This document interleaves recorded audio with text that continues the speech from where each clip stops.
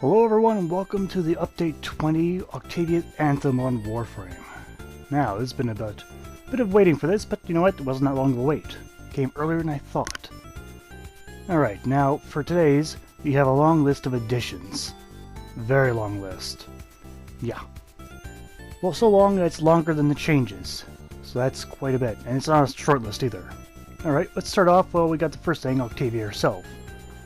Now she's kind of a crowd control Warframe, oddly enough, though you probably already know everything about her at this point. Yeah, she's pretty simple to use in terms of moveset, but not so much how you customize that moveset. But you can get it all from doing Octavia's Anthem, the quest itself. It's in your codex right now. Next we got the weapons Pandero. I believe I pronounced that right. Now the Pandero is a pistol, it's more or less a magnum, and it's a rather strange one that's additional charge shot ability. The alt fire shoots all the remaining shots in the magazine. Then we got the Tenora. I believe I pronounced that one right, I think. It's kind of like the Soma in full auto mode, but you can also charge up each shot for a much more dramatic effect. That takes 5 shots for every charge shot. Also we got the Captura mode, which is kind of like your way of, you know, fashion frame to the ultimate extreme. Just put a setting, put a light, take a picture. I'll be using it for future thumbnails of my Warframe showcase. Looking forward to it. Next, the solar rail panel has been replaced with the Clan Affinity. Now, how this works is you can clank a rank up, and you get Endo for it. But so far, that's the only reward I know of. Now, you just build this weird panel. I put it in the back of my dojo. And you can see here, for a ghost clan like mine, you only need to activate for a ceremony. And when that's done, and since I've already done all the research in my clan, boom, 45k Endo. Jackpot, baby, yeah! And this will go on for 3 days, so all the clan members can get it. For everyone else, they have to gradually build it up. Now, as you probably noticed earlier from the Pandero and the Tenora, secondary stats are finally shown. God, I waited for this for a long time. I've been pretty much putting in the cons of my reviews for weapons. You can see my Tsar is much more powerful in barrage mode. Already kind of knew that from my review, but now I can finally stop docking weapons on that feature. It's a feature that took way too long to get into the game. Having the hidden stats and all that, and unable to actually build for it, was dumb. Stupid dumb. But finally, it's no longer the case. Alright, now with the stuff I have footage for. Okay, we have a long list of Tenojin stuff. The Himolith Charger has a reskin. You know, that ugly infestation dog. Ugh. Okay, as we already saw the secondary stats, the following weapons have those stats shown, which I believe is all the weapons that do have secondary stats. They are Javlok, Buzzlock, Ferox, Hind, Mulus Quanta, Panthera, Parasist, Penta, Quanta itself and the Vandal, Stradivar, Tsar, now for secondaries, Azima, Euphona, Colstar, Pandoro, and Talons. Although I noticed they forgot to put the new weapon. Oh well. You already know it has new about the secondary stats.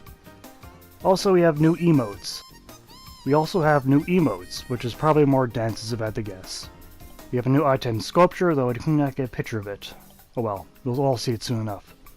Weapon disposition is now shown better for ribbons, so weapons that were stronger will be represented by orbs, or all the weapons are represented by orbs, but more orbs, more power, less weaker. Okay, now for the dojo, it's no longer a host-based service. It's now server-based, so you don't have to worry about host migration and all that. And you can even trade inside your dojo with your other clan members if you wish. Okay, we also have a new corpus enemy, the Ratel, or Ratel, I'm not sure how to pronounce that one. Now, much needed change, Nullifier Bubble. That little droid that they talked about on DE for a while there has finally been implemented. So, if you see Nullifier, should be a little machine above them. Shoot that to take down the bubble altogether. Also keep in mind the Limbo rework is now active. Although I don't have all the details on his rework. That'll be for another video. Because since I gotta redo that video now. Oh yes, as a lot of people have been wanting it, the Arcwing controls are now toggleable back to classic and modern. The jet controls or the static controls. Alright. Now that does it all for additions, but we have changes. You probably noticed earlier that what the tab said. Yes, these are weapon changes. We've got lots of buffs and a couple of nerfs. But there are so many and great that they had to need their own section, because it's going to probably take up longer than any other section. Alright, starting with the miter. Ugh. For the miter, increases chance of dismemberment, increased projectile speed, they half the charge time, and for doing a quick shot you get 5% critical chance and 10% for critical chance if you charge up the shot. For the shots, the hit detection has been increased, and now the weapon is locked until Master Rank 6. Next we got the Harpack. The primary fire recoil has been reduced. The alt-time charge time has been, or the alt-fire charge time has been removed. Critical chance has been increased to 20%, and the alt-fire range has been increased to 50 meters from 15. Next we have the Hind. Now, they didn't change the base stats of the Hind itself, but they added a semi-auto fire. And the stats are 12 impact, 12 puncture, and 36 slash. The critical chance is 10%, and the critical damage is times 2. And status chance is 20%. The rest of the stats are more or less the same, aside from fire rate, but that's obvious at that point. Next is the Panthera. The primary fire is now full auto, which the firing speed's been increased. Okay, and the primary fire status chance been increased to 20%.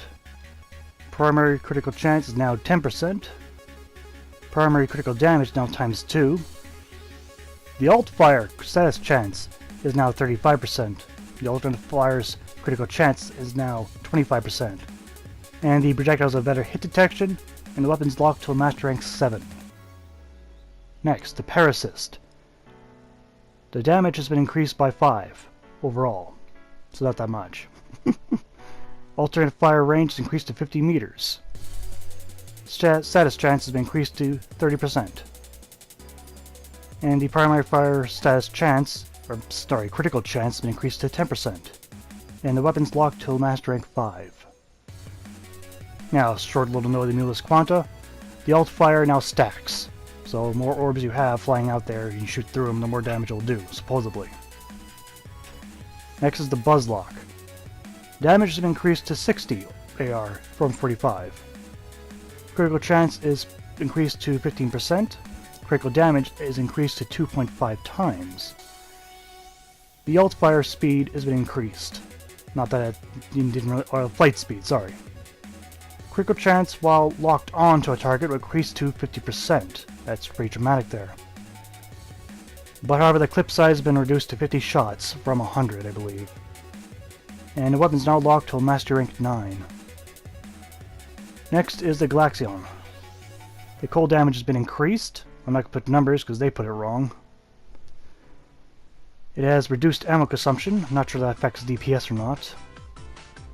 Increased accuracy, which is nice. But however, they reduced range to 24 meters from 30 meters, which I find rather ill-placed for a weapon that's not exactly doing good. Next is the Ogress. The flight speed's been increased. Status chance has been increased to 35%. The charge time has been reduced. The direct damage has been reduced only to 100 from I don't know what it was. However, the AoE damage has been increased to 600. However, the AoE range has been increased to 6 meters. God help us all. It has been locked until Master Rank 8. Next, the Attica. The recoil has been reduced. The fire rate's been increased. The projectile flight speed has been increased. The critical chance has been increased to 25%. Critical damage has been increased to 2 times. The magazine's been increased to 20 shots. That's all pretty good. Now, a couple of nerfs. The Tonkor. Okay, you no longer have the bounce effect, so don't shoot at the ground. For God's sakes, don't shoot at the ground anymore. Now, when you hold down the trigger, or wherever you used to pull it, whatever you used to fire, the guide will now appear when you're holding down your trigger button. Now, the grenade doesn't have to travel for 6 meters from you to arm. I believe that's what they meant here. And those grenades now have a 3-second lifespan opposed to 5 seconds. But the critical chance has been reduced to 25% from 30. And then the accuracy's been increased. But rip Tonkor. Moving on next is the Simulor. Now this is a series of buffs and nerfs. The status chance has been increased to 30%. A full stack is only 3 shots from 5. The AoE explosion range has been increased to 1.6 meters. The explosion damage has been increased from 75 from 50. However, the orb stack range has been reduced to 1.6 meters from 3.8. So the more time to shoot at it, the shorter range it gets. The orb stack damage has been reduced to 20 and 40 from 150 to 250. That's one hell of a nerf. And the ammo cap has been reduced to only 60 shots. By the way, they added 2% critical chance. What a small number. Now for the Synoid Simulor. Yep, both of them. It is different. The status chance has been increased to 35%. To get a full stack takes 4 shots from 5. They added some critical chance of 5%. The AoE explosion range has been increased to 1.8 meters from 0.5 to 2.8.